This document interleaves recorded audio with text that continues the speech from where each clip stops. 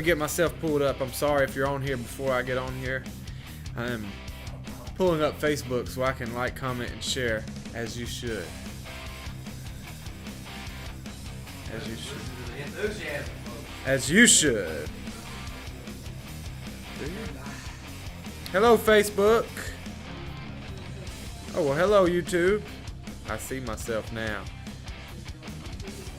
I see that I'm on Facebook. I'm going to go Instagram Live, too. I'm sorry. I'm sorry for everybody watching. This is a bad start. Just bear with me here. I'm going to go live. All right, I'm not going live. I can't do it. But I'm live on the Facebook. Hello, everybody, and welcome to Real Estate 101. My name is Hayden McKee. We are located here in Murfreesboro, Tennessee, and we do real estate. We're a real estate company. So today, I'm going to be hopefully giving you some knowledge that will help you out if you're interested in the real estate market or if you're interested in buying a house, selling a house. I've got some information that I feel like is very valuable for you. Thank you for everybody on here in person and online. Like, comment, and share if you're watching online, whether you're watching this live now or you watch it later. I'd really appreciate some engagement. Just like, comment, and share. And who knows, maybe I could change somebody's life today. That's the plan. What the title's going to be is, we got to give a shout out. Shout out to Van Grafton, my favorite 3 in a row. my favorite employee at GoodTimeTommy. Oh, yeah. Give a shout out. I got my boot camp tomorrow. And Are you going to, have you told anybody about it? I haven't yet, but It's on your notes, right? tomorrow, It's on the notes. in other news, tomorrow, GTT is going to be doing, this is your first boot camp, right? First boot camp. First Mastermind Business Boot Camp. He is going to show you, woohoo! Damn, I felt like I was in the Neyland Stadium right then.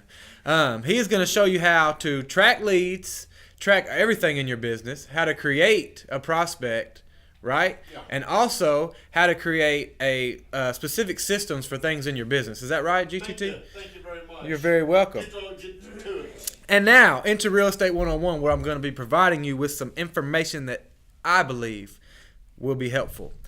The title today is Why Today's Housing Market, or 3 Reasons Why Today's Housing Market is Not Like 2008. And I think that's what everybody's worried about right now. With prices going down, interest rates going up, on the surface, everybody's thinking that we're in the same boat we were in 2008. We are heading towards a crash. Stevie, have you heard anybody say that the housing market is crashing? More than once. Has Cameron, our inside sales rep here, a handful of people. Well, and I've heard it too, especially from the buyers that I'm working with, sellers. You know, people are in a France. Is that a word? France? People are in frantic. People are in a frenzy. That's the word I was looking for. But people are freaking out right now. Because the economy, we're in a recession, and I think there's people that are scared to say that, but we're in a recession. Inflation is up. That is why interest rates are up, and it's creating a lot of hysteria with people in the real estate market. But let me tell you why we're not going to crash. I've got 3 reasons, and I think they're all valuable reasons. The one, and probably the most obvious, is in 2008, there was something that was called a stated income that you could do if you were going to get a home loan. And what that means is you could go into a bank and say, okay, well, I make $1 million and I want to buy this $10 million house. And these are the payments I can afford. Sign the paper, and there it was. So the banks were a little more risky in the money that they were lending out to people. Whereas today, it is totally different. And if you've bought a house since '08, you know exactly what I'm talking about. So the money that they're allowing people to borrow now, you have to go through a lot more strenuous obstacles to get that home loan. They go through your debt to income ratio. You have to be at certain levels. There's rules and guidelines that they have to stay within with every loan product. You can't have an income and debt ratio that's at a certain level. What's another thing that they look at, Cam, when they're looking at your financials for a loan now compared to what they were then? So yeah, like you said, very lenient, right? They've got a lot more guidelines and qualifications now that they look at. So, like you said, your debt to income ratio, your credit score. Credit score, that's the one I was looking for. Yep, credit score. I'm sure they probably bypass that. Yep. Just come in there and say, like you said, I've got $1 million. I make $1 million a year. I ain't even got no credit score. That's right. They didn't even look at it. You know. So. And yeah, so that's what created the defaults. People couldn't afford the houses that they were buying. So when the market did go down, they couldn't afford their home payments, and that created the foreclosures. That created the things that drove the crash in '08. And we just don't have that today. You know, people that were locked in at a 2% rate, they can afford that rate, and even though the rates are up now, their rate's not going to change. Their payment's not going to change. And the flip side of that is the average equity per borrower right now, the average equity a borrower has in their home that they currently own across the nation right now is $300,000. And that's what we didn't have in '08 is no one had equity in their homes. People were getting these homes they couldn't afford, and that's what created the foreclosures and the defaults that we had at that time. Reason number 2 is even though inventory has increased. I know one time we were looking at the inventory, and I'm talking about Middle Tennessee right now. We had an inventory in Middle Tennessee of 200 houses at one time, and now we're up to around 1,200. It's fluctuating a little bit. Did you look today what it was at? 1135 homes on the market today, and that's a lot more homes in the inventory than we've had in the past 2 or 3 years.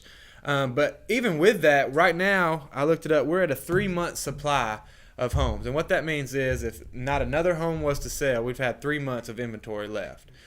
A balanced market is 6 months. So we're still not even balanced. There's still a surplus. There's still a shortage of homes right now in the market. And in '08, there was a 10-month supply of homes. If not another closing were to happen, there was 10 months supply of homes on the market in '08, or in the inventory in '08. So that is how it's different. What else do I got here? You have anything about equity? I do. I talked about that. Average equity per borrower right now in the nation, this is nationwide, not local. Average equity per borrower right now is $300,000 in their home, GTT. Do you believe that? I do believe that. That is a very interesting stat. And all these facts are coming from, and I'm not just spitting off stuff, writing things down here. All this is coming from our MLS system and also Keeping Current Matters. So I'd like to give them credit for the data and stats that I have here today to share with you. And you know, the third thing is the foreclosure volume, and because of that reason, because of the $300,000 average that the borrowers have in equity in their home, there's just not the same foreclosure volume now as there was in '08. We're just not seeing those foreclosures because of that equity they have. If you've got $300,000 equity in your house, Cameron, are you going to let it go to foreclosure, or are you going to sell it for whatever you can get? And so, without a doubt, the market has what you might say has gone down because prices have gone down. So prices have gone down. You're not going to get today what you could have got if you sold your house 6 months ago. Without a doubt, that's a fact. So if you want to look at it as a loss, you can, but still, if you're looking at it, what you have in your house and what you could still make, the equity's still there. So people aren't going to default. People aren't going to foreclose on their houses when they've got equity built up in them, even if they do lose their job because of the recession, even if they do have an unforeseen financial crisis on their hands. You're just not going to see the same foreclosures that we saw in '08. And I believe that's all I got for today. Is there anything you'd like to add, Jake, to that? Is there any other reasons you could see? I think you pretty much covered everything. Yeah. GTT, do you have anything to add? Another big problem that a lot of people probably don't know was. Oh, come in. Come on, man. Take the broken down chair. Another problem. I'll tell you this story. I want to get in here, Jake, because this happened to me. Thank you. Thank you very much. Good looking shirt, by the way. One of the ways people would get qualified in this tough time as rates went up is they would offer what was called an adjustable mortgage. Okay.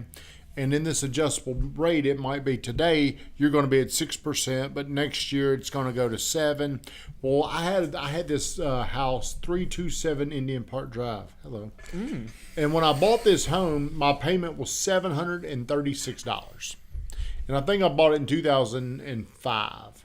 Well, by 2010, I was paying over $1,100 a month for that house. My rent during the time, roughly about $800 a month. So I was having to come out of pocket about $300 to $400 every single month just to keep making the new the payment on it. Well, a lot of people say, well, why wouldn't you just refinance it? Why couldn't you do that? Because I paid let's say I paid $100,000 for it. Well, if I were to have it appraised, what do you think it would have appraised for at that time? This is after. I bought it for $100,000 around that in 2005. By 2010, 11, my payment was up to $1,100 a month. Most people would say, "Why didn't you refinance and get out of that? Why didn't you?" It's probably worth 60 or 80 grand. That's exactly right. So a lot of people, what they did is they would just do a strategic foreclosure. They would just give it back to the bank, or they just couldn't make the payments. So I kept the house. And as a matter of fact, I still own that house to this day. But that was a huge reason for why a lot of people during that time they had to let it go. They didn't have the money. When I bought the house, it still made sense. $100,000. My payment was $736, which included taxes and insurance. I was getting about $800 a month out of it, so I was okay. But once those I forgot what it was called, but whenever the adjustable rates would set and they would happen, it would go up. Like I would get a notice like, damn, it's gone up that much. I mean, one time it went up $200 a month in just one. I forgot what they would call. There's nothing you can do about that either. There was nothing. I was stuck. The only thing I could do is I did do one thing. And I went to this guy and I borrowed $10,000. Put the house up as collateral, and it's a 25% loan. 25%. I borrowed $10,000 and I ended up almost paying him back 30 grand by the time it was all said and done. Now, the reason why it made sense is I got to keep the house. I got caught up on the house. But just thinking during this time, 2009, 10, a lot of people, they could not refinance their house. Their only option was to just let it go. And during that time, 35 to 40% of local sales were distressed, which means either the bank took it back or I could do what was called a short sale. I could have gone to the bank, owed $95,000 on it. I got an offer here of $75,000. Will you guys settle the shortage of roughly $25,000? And this was a brutal process that it would take up to a year, maybe 2 years to get it done. I mean, it was crazy, but a lot of people were living in their houses for years without paying for them. They were just sitting there. They're sitting there trying to get their short sale. I forgot the word it was called, but I forgot the word. But there was a fancy word that meant this, worked out. I forgot what they called that. But that was a huge reason. Another reason why people went into foreclosures was back then, whenever you or me. Today, most loans are conforming, which means if Cameron gets a loan, it's easily sold to the secondary market. Back then, Hayden talked about this a minute ago, 100% stated loans. There used to be something called BC paper. I don't think they're out there anymore.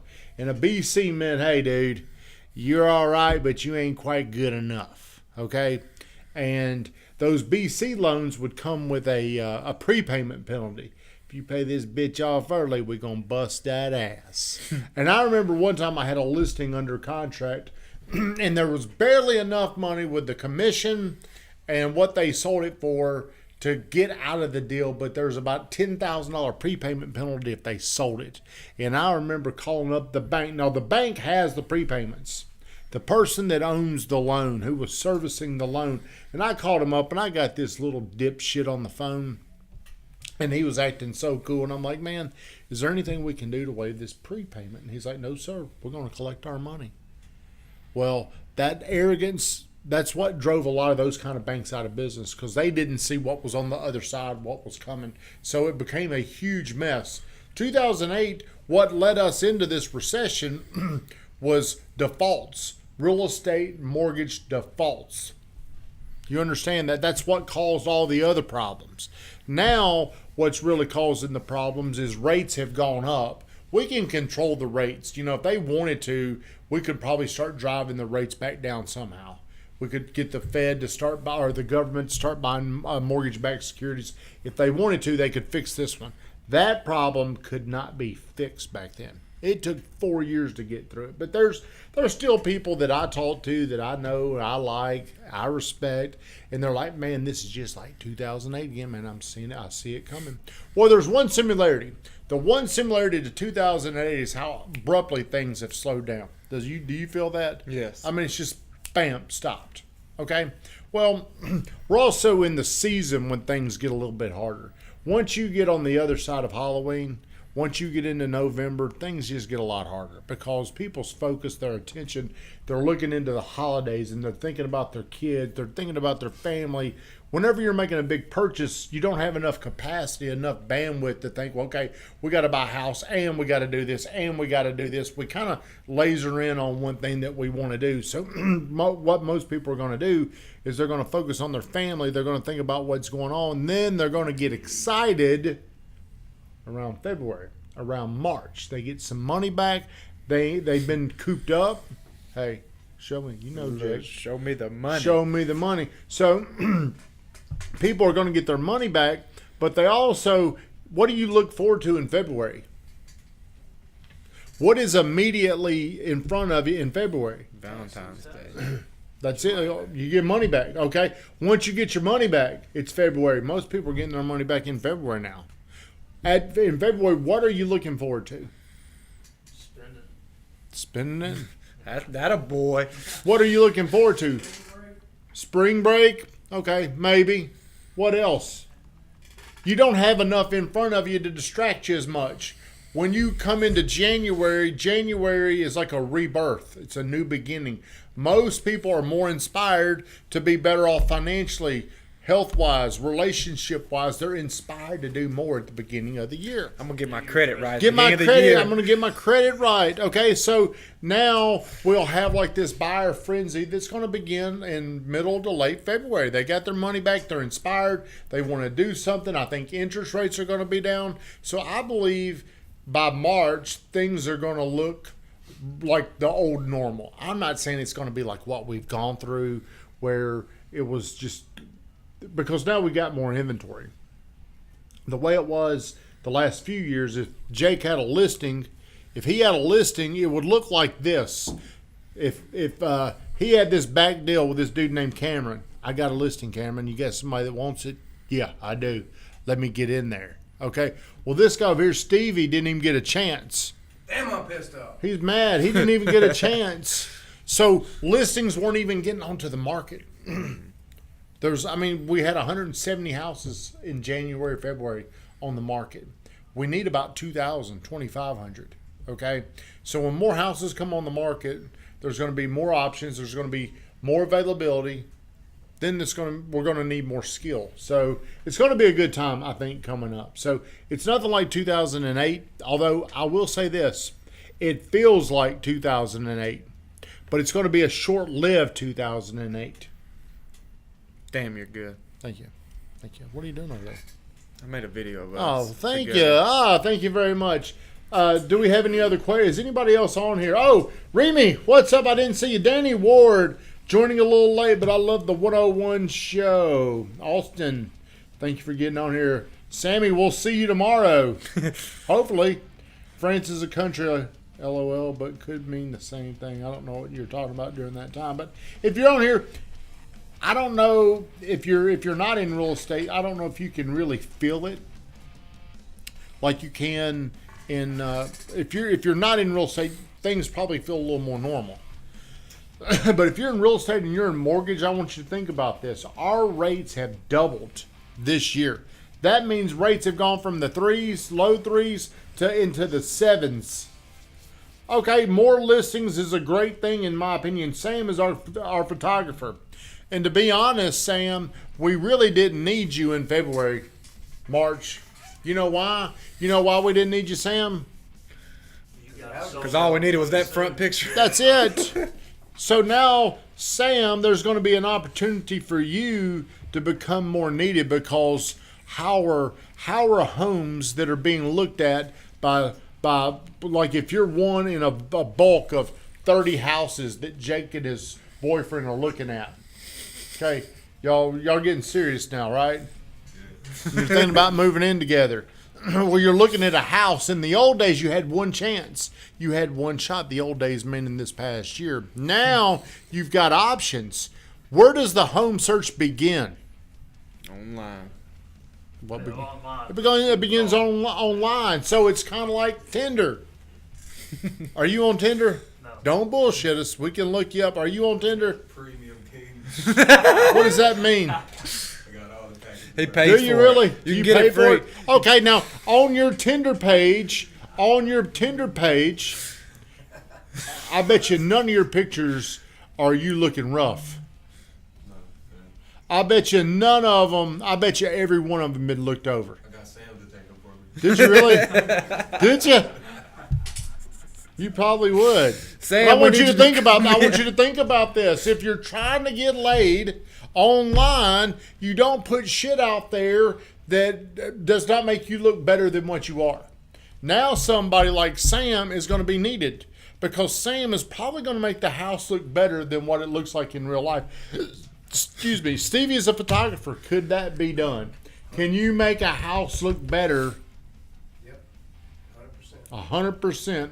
Sam, we need to come for the Tinder profile pics. Although I don't think I could edit those correctly.